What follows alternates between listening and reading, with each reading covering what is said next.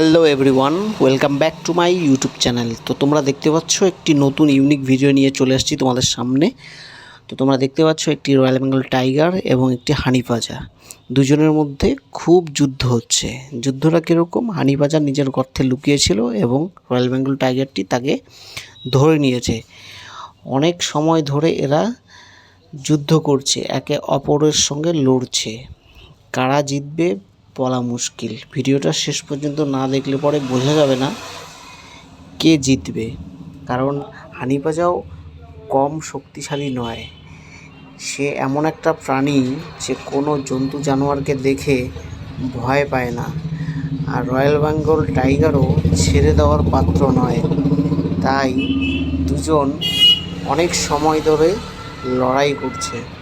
দেখো, রয়্যাল বেঙ্গল টাইগারটি সে হানিপাজাকে ধরে নিয়েছে এবং বাদবাকি যে হানিপাজা ছিল তারাও বেরিয়ে গেছে এবং রয়্যাল বেঙ্গল টাইগারকে দৌড়ানি দিচ্ছে।